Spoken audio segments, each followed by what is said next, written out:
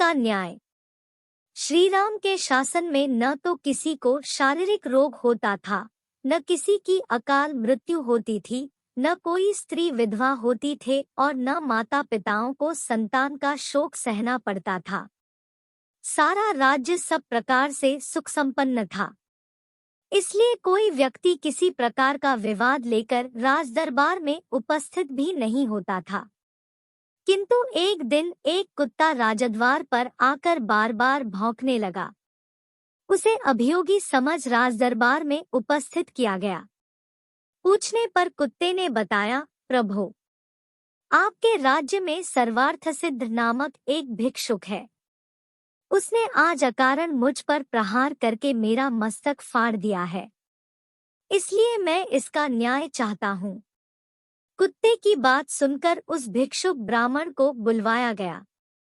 ब्राह्मण के आने पर राजा रामचंद्र ने पूछा, विप्रवर, क्या आपने इस कुत्ते के सिर पर घातक प्रहार किया था? यदि किया था तो इसका क्या कारण है? वैसे ब्राह्मण को अकारण क्रोध आना तो नहीं चाहिए। महाराज की बात सुनकर सर्वार्थ सिद्ध बोले, प्रभु, यह सही है कि मैंने इस कुत्ते को डंडे से मारा था। उस समय मेरा मन क्रोध से भर गया था। बात यह थी, कल मेरे भिक्षाटन का समय बीत चुका था, तो भी भूख के कारण मैं भिक्षा के लिए द्वार पर भटक रहा था। उस समय यह कुत्ता बीच में आ खड़ा हुआ। मैं भूखा तो था ही, अतएव मुझे क्रोध आ गया और मैंने इसके सिर पर डंडा मार दिया। मैं अपराधी हूँ, मुझे दंड दीजिए। आपसे दंड पाकर मुझे नरक यातना नहीं भोगनी पड़ेगी। जब राजा राम ने सभासदों से उसे दंड देने के विषय में परामर्श किया तो उन्होंने कहा, राजन, ब्राह्मण दंड द्वारा अवध्य है। इसे शारीरिक दंड नहीं दिया जा सकता और यह इतना निर्धन है कि आर्थिक दंड का भार भी नहीं उठा सकेगा। यह सुनकर कुत्ते ने कहा, महाराज, यदि आप आज्ञा दे तो मैं इसके दंड के बारे में एक सुझाव दूं। मेरे विचार से इसे महंत बना दिया जाए। यदि आप इसे कालंजर के किसी मठ का मठाधीश बना दे तो यह दंड इसके लिए सबसे उचित होगा।